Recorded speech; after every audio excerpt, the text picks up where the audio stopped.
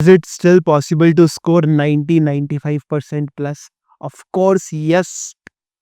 बिल्कुल लिख के ले लो कि पॉसिबल है। It is possible, it is possible. नहीं, ऐसा नहीं हो सकता।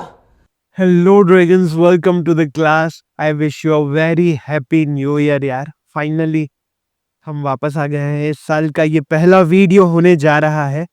और before I start anything, I wish you a very happy new year. आप सभी को इस नए साल की, इस नव वर्ष की बहुत बहुत शुभकामनाएं। देखो, साल ना सिर्फ रिपीट हो रहा है, डेट बदल रही है। ऐसा ना हो कि ये नया साल ना बनकर एक वही पुराना साल वापस आ जाए। समझ पा रहे हो मैं क्या कह रहा हूँ? जो बातचीत मुझे आप लोगों से करनी ही करनी है, स्पेशली इस मोमेंट पर, वो आज मैं आपसे करने जा रहा हूँ। So without wasting another moment of your time, let us begin with a very serious situation. A very very serious situation. अभी ना ये क्वेश्चन मैंने बहुत ज़्यादा फेस किया मेरे स्टूडेंट्स में। तो बहुत सारे मैसेज भी मुझे आ रहे हैं कि सर डर लग रहा है, sir I am feeling scared and full of regret. बहुत सारे रिग्रेट्स आ रहे हैं। रिग्रेट्स कई सारी चीज़ों के हैं। साल खत्म होने आ गया, खत्म हो गया, और पढ़ाई नहीं करी सर। आप बोल तो रहे थे पर नहीं पढ़ा, और लग रहा है कि पढ़ सकता था, स्कोर कर सकता था बहुत अच्छा। और अब तो 1 महीने में बोर्ड एग्जाम्स हैं, 9th के फाइनल एग्जाम्स हैं। डर लग रहा है। 9th में हो या 10th में हो, ये डर लगना बहुत ही स्वाभाविक है, नेचुरल है। कुछ अलग नहीं हो रहा है आपके साथ, कुछ नया नहीं हो रहा है। देखो, डर ना सबको लगेगा।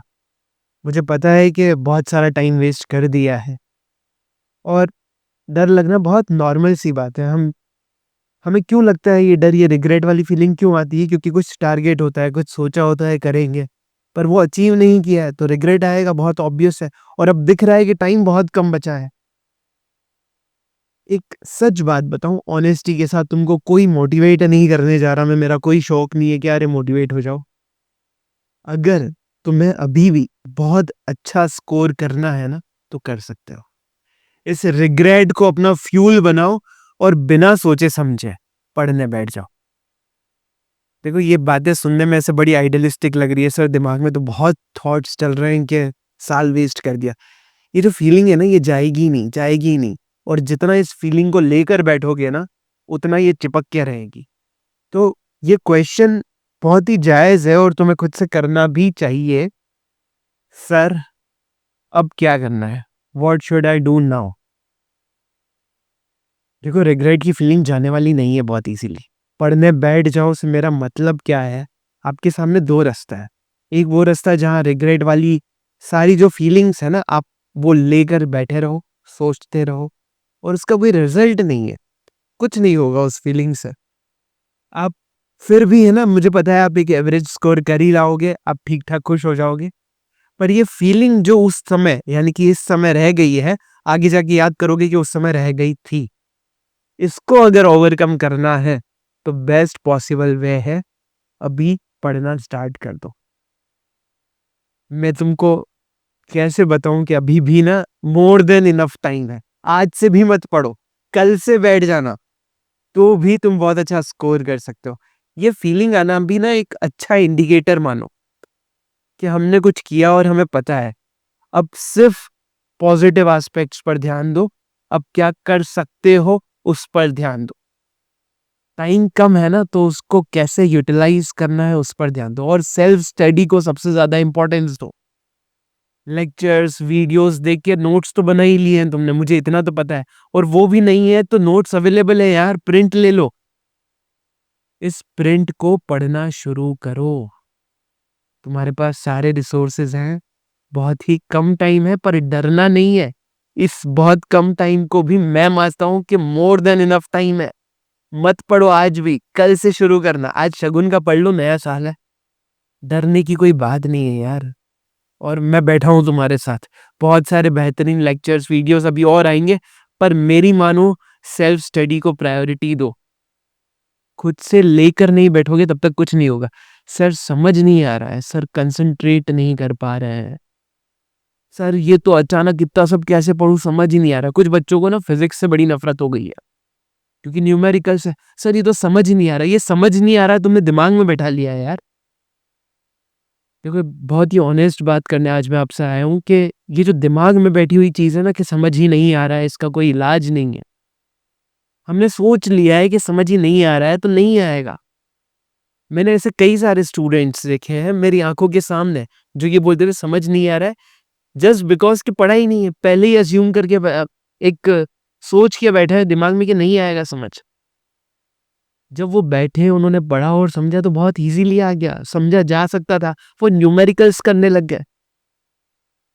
ऐसे कई कई एग्जाम्पल्स है मेरे पास जिन्होंने बहुत अच्छा स्कोर किया है।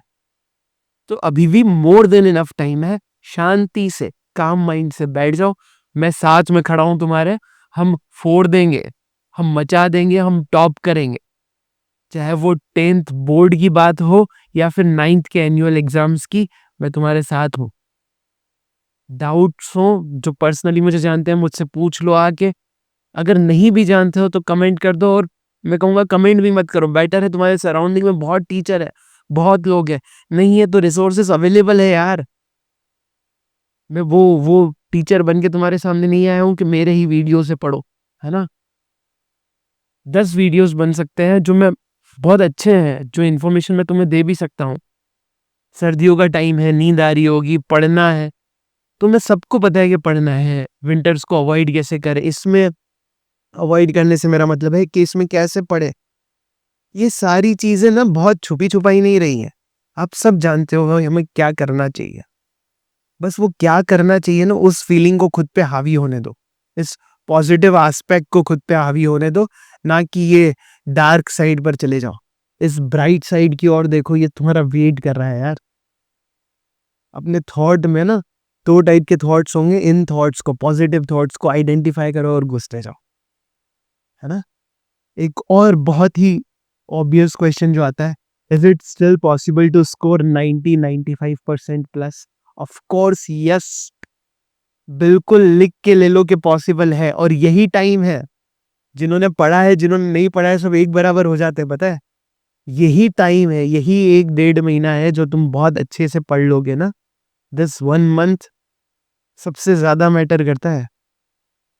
If you study well in this 1 month, if you plan well, चीजें अच्छे से सॉर्ट आउट करके पढ़ लोगे, सब हो जाएगा। और सीबीएसई बोर्ड का पैटर्न है यार, मैं तुम्हें क्या समझाऊं। तुम्हें खुद को पता है कि तुम्हारा एनुअल एग्जाम, फाइनल एग्जाम सबसे ज्यादा इंपॉर्टेंट है।